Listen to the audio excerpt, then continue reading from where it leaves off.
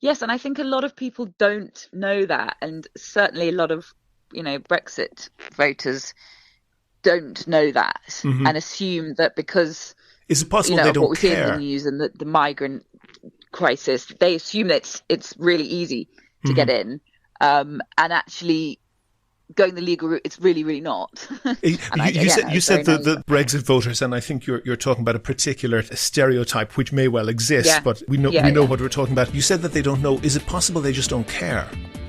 Equally possible, of course. Yeah.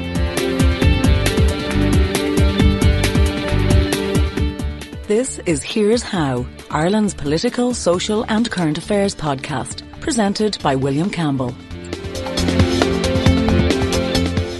Thank you for downloading episode 155 for the 6th of April 2023. It might have been Tomorrow's World, that science programme from the BBC from my dim and distant childhood, where they demonstrated an early chatbot, although I don't think it was called that. You typed in some text and up on a suitcase-sized screen came what looked like a meaningful response. But not really. The presenter typed in, "Necessity is the mother of invention," and the machine responded, "Tell me more about your family." It was just a trick, really, a set of pre-programmed vague comments set to be output based on trigger words entered by the user. But if you've spent any time on the internet recently, you probably couldn't avoid breathless reports about how amazing something was that someone did with some AI tool or other, usually ChatGPT. And we can't have this podcast left out, so here goes. I logged in and I thought I'd be a smartass and see how I could manage with another language, so I typed in "Tu parles français." Out came the response, "Oui, je parle français. Comment puis-je vous aider aujourd'hui? How can I help you today?" So far, so impressive. But I was always the sort of kid who had to find out what it would take to break the toy. So I typed in, "An bhfuil tú an Gaeilge a labhairt." Now, this is the point where I'm going off the script that I originally had for this. I thought that me reading both sides of the conversation with a computer isn't the most exciting thing for you to listen to, so I wondered if I could rope in someone who could voice the other side of the dialogue, but I couldn't get someone who could do it at short notice. Then I googled some text-to-speech services that you can find online. There's loads of them out there, but would it be even worth searching for one that could do Irish? Then I found TTS Free.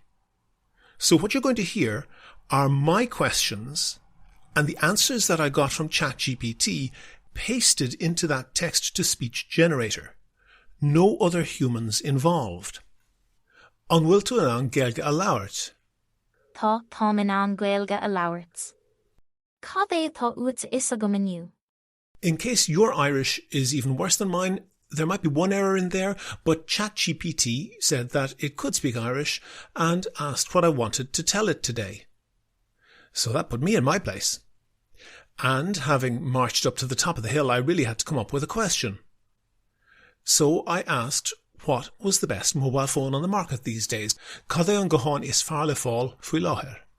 Níl aon gcóán amháin is fearr ná ceann eile mar gheall ar na roghanna éagsúla atá ar fáil agus na riachtanis pearsanta a bhaineann le gcóán. Tá roghanna agat idir is agus Androids go leor brandaí éagsúla. Yeah, that's ChatGPT giving a pretty coherent explanation that there are different features on different phones that suit different people.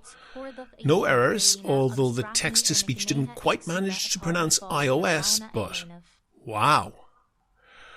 I suppose I shouldn't have asked it for a value judgment, so I went for something more fact-based. I asked whether Irish and Scots Gaelic are the same language. An é Gaeilge na hÉireann agus Gaeilge an Alba an teanga chéine. Ní hé an Gaeilge atá á labhairt in Éireann agus an Gaeilge atá á labhairt sa bhreathan bheag Albanach an teanga cheana. Tá na teangacha seo líofa agus dá gcuid teanga féin acu. Cé go bhfuil a lán comhaimsearthaí agus comhábhar ag na So there maybe I'm catching it out a bit. It says ní hé an Gaeilge atá á labhairt in Éireann agus an Gaeilge atá á labhairt sa bhreathan bheag Albanach an teanga céine. Tá Gaeilge agus An Bratton Gaeilge Beag is Halban Wales. mar teangacha ceanga It's saying that the chéile Gaelic spoken in mar teanga Ireland Gaeilge and the Gaelic spoken in agus tá siad mar Wales, chuid brackets, féiniúla Scottish, agus dúradh na are not Gaeilge. the same language. Obviously, that's a mistake. In case you're not familiar with them, Welsh is a Celtic language, but it's from the other family of Celtic languages. There's two. And it's not really similar to Irish at all. It's clearly confusing Wales and Scotland there. There is one other strange thing in there. It says, Tona teangacha seo líofa agus do chuid teanga féin acu. That means these languages are fluent and have their own language. But aside from that, that's a pretty impressive explanation about how Irish and Scottish Gaelic are closely related but considered separate languages. And it's all the more impressive that it's able to explain that os Gaeilge. So you can see why people are saying that a couple more years of development of this tool, or similar artificial intelligences, AIs, and they'll be able to make whole swathes of the workforce redundant. Tell it what's in your fridge and get a recipe for dinner. Tell it your case and get legal advice. Tell it your symptoms and get a diagnosis. Or, closer to home and possibly with less capacity for catastrophe, it could write podcasts and the news articles that you read. Are recipe book writers, lawyers, doctors and journalists all about to find themselves going the way of the travel agent and the telephone operator? I was impressed with its Irish, so I asked Cévé Teangana atá ag ChatGPT. How many languages could it speak? Tá roinnt teangacha agam. Tá Gaeilge agus Béarla agam agus tá mé in an freagart in Méarla, Spáinis, Fionnlanis, Súlanis, Gearmánis, Frankish, Idális, Sekish, Portuguese agus Irúsha. It lists a bunch of languages there, including Finnish and Norwegian, but strangely leaving out a bunch of the huge world languages like Chinese, Arabic, Hindi and Urdu. So I persisted and asked for a full list. Tuairdim list na teangana atá agatsa. Tá Gaeilge agam mar teanga gúchas agus tá Béarla agam freisin. Níl aon teanga eile agam. This is where it gets strange. It says that its native language is Irish. This is ChatGPT, an American AI. It says its native language is Irish, but it speaks English as well and doesn't speak any other language. Well, sunshine, 5 minutes ago you could speak French, and just there you said you could speak all the Scandinavian languages, among others. And this is the key to how this thing works. There's no question that this is incredibly clever technology.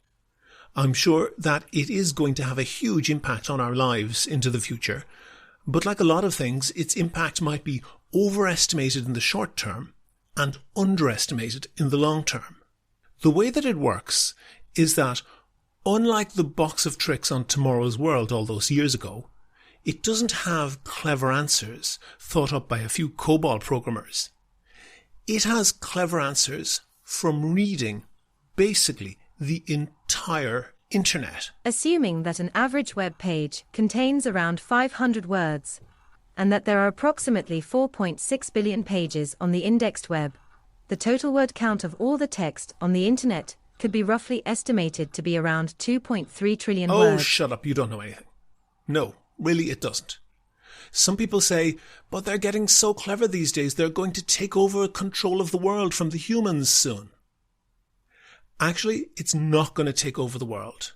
The Skynet moment isn't coming. It's just wrong to put an AI in comparison to humans. Not morally wrong, just factually incorrect. Think of this argument.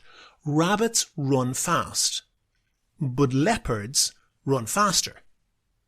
Now, have you heard that rabbits these days are running faster and faster? Someday soon, we'll have a rabbit that runs so fast it will become a leopard.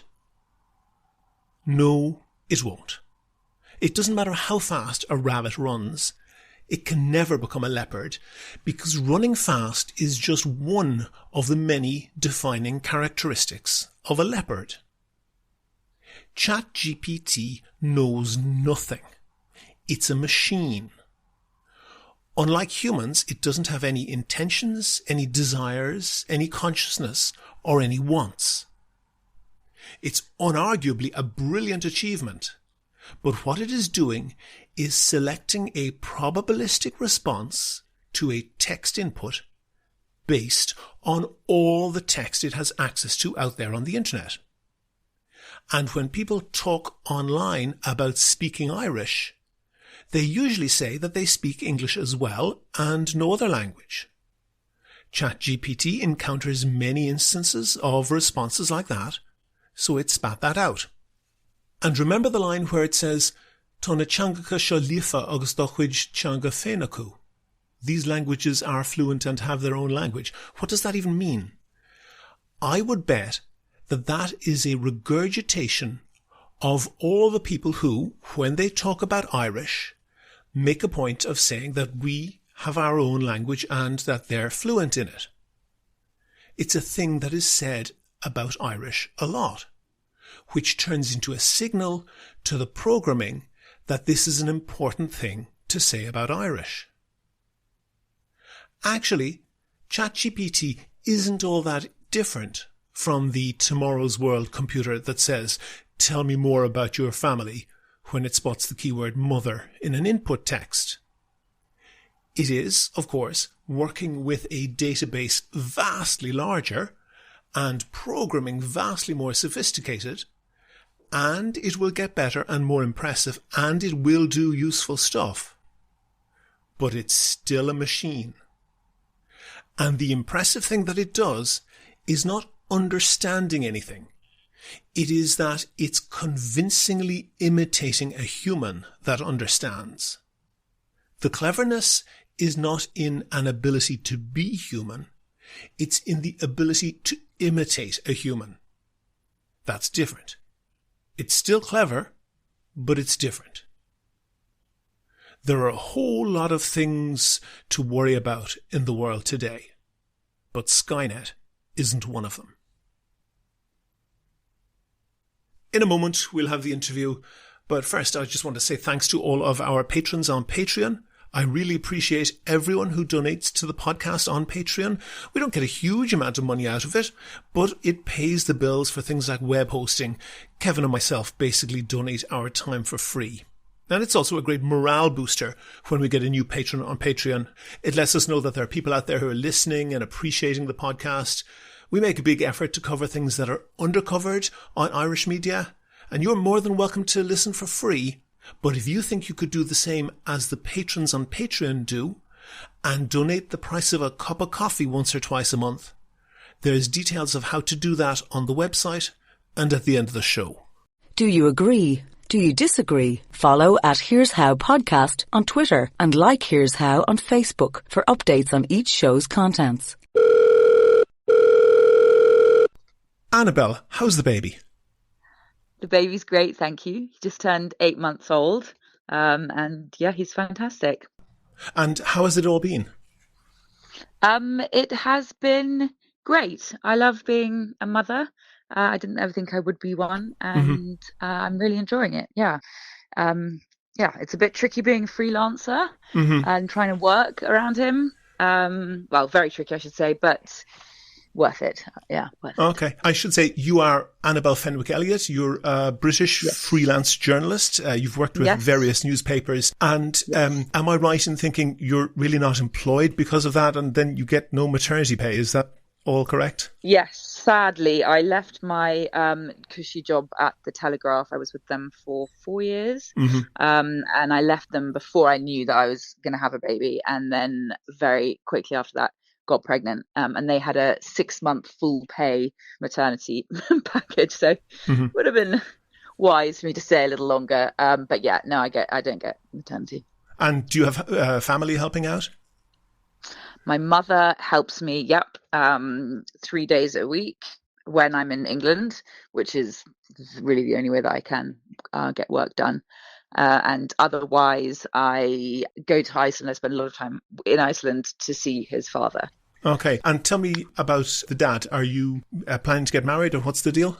We are engaged. It's been a bureaucratic nightmare trying to get married with all the paperwork, but we are engaged and we will get married as soon as the paperwork is done. He's a German pilot and he is currently based in Iceland. So I spend quite a lot of time there, but he can't come and live with us in England because he can't get a visa.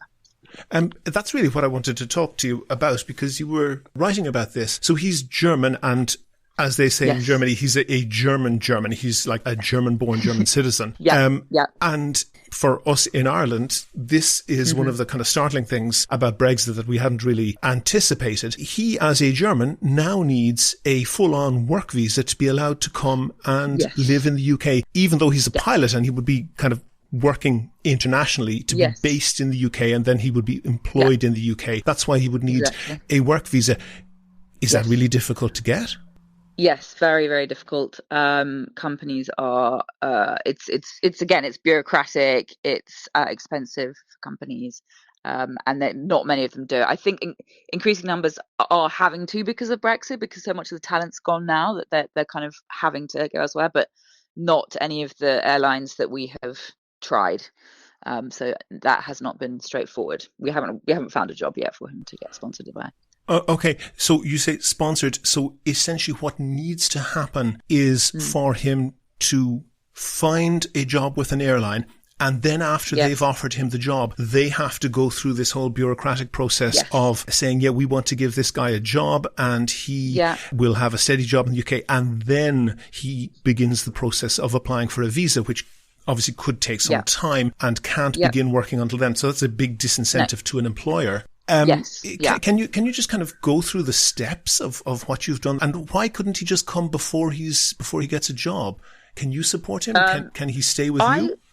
Naively just assumed that given that the baby was born in England to an English mother, and we're together, that it wouldn't be difficult for him to get a family visa, a spouse visa or a parent visa. But it's not. It's in Britain. Is one of the toughest places in the world for these rules, news to me. So it's an incredibly difficult, expensive, and long process. It costs can you iterate out some of those steps? Yeah. So £5,000 sterling, I guess you mean? At least £5,000 just for the visa, and that only lasts 2 years, and then you've got to do it all over again. First of all, we don't have £5,000 saved up, but even if we did, we don't qualify because I don't make enough, or I didn't make enough money last year. So they look at the UK person's salary for the last year, not the person coming in. So despite him being the breadwinner at the moment and me having been on maternity, or technically on maternity leave, with no support, so it's really hard for me to work, I didn't make the threshold, which is £18,500 profit last year. And they don't look at his salary unless it is, which makes no sense to me, earned in the UK in pounds, which of course he can't do without the visa. So they won't take his salary. So slow down on that again. So there is an income threshold which you don't meet because you've been obviously on maternity, and his pilot's pay based in Iceland, which I would guess is relatively good money, that doesn't count towards the income threshold, and it would only count towards the income threshold for him to get a visa to work in the UK if he was already working in the UK. Yes. That really sounds like something out of Joseph Heller. Yeah. I mean, it's completely absurd. We got excited when we read that because that sort of makes sense. We said, you can combine your income, great, only if it's earned in the UK and paid in pounds. Right. Okay. And is it possible in terms of the bureaucracy, and is it possible in terms of, for example, your family, that somebody else would sponsor him, or do they allow that?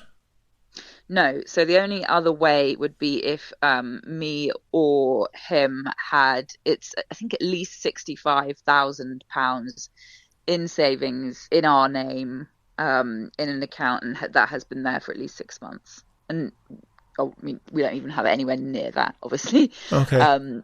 So that's the only other route. And I spoke to 2 lawyers about this because I couldn't quite believe this was the reality, That rule basically means that unless I was coming out to Iceland as much as I am, that I would be single parent, probably on benefits in the UK. Roll that one back as well, because I want to understand it. So you're obviously, because your fiance is based in Iceland, so you're spending as much time as you can practically and I guess legally there. And is that avoiding being classified as a single parent in the UK? No, I just mean that it sort of, it means I do get, when I'm here in Iceland, I get the support of him. But if I couldn't do that, I would not be able to see him. I would be effectively a single parent, and I wouldn't be able to afford to support myself without going on benefits. Whereas if he came back to England and lived with us and supported us, paid taxes, then we would be fine. Yeah, I guess supporting two households, even for the same number of people, is considerably more expensive than supporting one. Yeah. Yeah. Okay. And I have to ask, if you were to move to Germany, would that be A, bureaucratically, and B, personally feasible for you? So that would be bureaucratically easy. Ironically, that they don't mind. It doesn't go the other way. Most other countries make it pretty straightforward if you're in this situation, if you're a family, that you can be together. But, practically speaking, I don't speak German. I barely have time to brush my teeth at the moment, let alone learn a new language. I guess you wouldn't have a support network there either. No, well, that's the main thing, as well as that I wouldn't have my mum there, which means that it doesn't make financial sense. I mean, it's really difficult for me to work, and I can't pay for childcare because I don't earn enough to make it worth it, if that makes sense. Yes. So it's not. I mean, it may have to be our only option, but it's certainly not a good one. And he doesn't want to be there either. It's not, he doesn't want to live there. That's why he's in Iceland. And is there a possibility you'll end up moving to Iceland? Probably not. I would say probably not. A little bit cold. It's very cold. The one thing I want to ask you, Annabelle, and you are Annabelle Fenwick Elliott, which sounds to Irish ears a very British name, and it sounds just as British as your accent. And I have to say that you mentioned that you were staff with the Telegraph, and I think you've written for the Daily Mail as well. These laws were brought in, and you are perhaps an unintended victim of them. But there are also intended victims of these laws. And I think it would not be too extreme to say that when the type of people that these laws would apply to was being envisaged, they were envisaged as an awful lot browner than you. That is true, isn't it? Yes, I think for lots of people who probably look quite silly now. But this Brexit, it affects us as it happens because he's German. But it should be pointed out that this has always been the way for anyone non-European who has tried to come to live in the UK, which I didn't realise. So it's always been this strict and this difficult for, Americans, Indians, South Africans, everyone else. For example, if you were of Indian or Pakistani or Bangladeshi origin, and you had married someone, perhaps, met somebody when you were on holidays back in the old country and got married, had a baby with them, that same difficulty more than likely applies to a very big chunk of the, several million people of ethnic minorities in Britain. Yes, and I think a lot of people don't know that, and certainly a lot of, Brexit voters don't know that and assume that because is it possible they don't what we see care? in the news and the migrant crisis, they assume that it's really easy to get in, and actually going the legal route, it's really, really not. You said the Brexit voters, and I think you're talking about a particular stereotype which may well exist, but we know what we're talking about. You said that they don't know. Is it possible they just don't care? Equally possible, of course, yeah. Okay, and I have to put it to you that there does sound like a little bit of, the leopards ate my face to what you're saying here, that the Daily Telegraph and the Daily Mail in particular, in the run-up to the Brexit referendum, it's very difficult to avoid the conclusion that they just told an enormous pack of lies, or at the very least were willfully blind to reprinting a pack of lies that were told by people on the Leave side. And, I'm not going to play all the clips of people like Daniel Hannan and Nigel Farage saying, we will absolutely not be leaving the single market. We will remain as close as ever to European countries. I don't know what you were writing for the Telegraph or for the Daily Mail, but did you ever at any point, either before or after Brexit, say, hang on a second, these guys have hoodwinked the British people? Yes, yeah. And, working for the Telegraph, which is very pro-Brexit, I would be lying if I said that I wasn't to some degree not swept up in it. I've said from day one, and I did vote to remain, that no one without a politics degree, economics degree, should be allowed to vote on something like this. And that's why I voted to remain in the end. But it was confusing. Even I was confused. I mean, I work for a very pro-Brexit paper. So yes, I was naive myself. I didn't think it would be as bad as this. And I am, to some degree, I'm angry about it. And I think a lot of people were misled. And I think a lot of people are often misled. On every election, we're misled. This is not new. I mean, politicians lie all the time. I just think this was not something that ever should have been put to the public to vote on, this particular policy. That's perhaps a controversial opinion, talking to people in Ireland where we have at least one referendum a year, often on quite complex topics. Sometimes I think we get it right, sometimes we don't. But I would just wish you and the baby and your future husband the best of luck, and I hope you find somewhere that is very accommodating to live. You are all entitled to live in Ireland if you want to do that. I know, and I am half Irish. So. Oh, well, there you go. So the best of luck going forward in any case, and thanks for talking to me, Annabelle. Thank you very much. Go to the website for sources and references from the show, and while you're there, you can like the show on Facebook, follow the show on Twitter at Here's How Podcast, follow Annabelle Fenwick Elliott at Annabelle Maud, and get in touch if you want to suggest a guest or topic for a future show. And thanks again to all of the patrons on Patreon. It covers the costs of keeping the podcast going, and if you could throw in the price of a pack of crisps once or twice a month, please do go and sign up at patreon.com/here'show. That link is on the website. Also there you can find out how to subscribe to the podcast for free, on your computer, on your phone or by email. All that information is at www.here'show.ie. The Here's How podcast is produced and presented by William Campbell. The co-producer is Kevin Wolf, and they are now the slaves of your new computer overlords. Thank you for listening.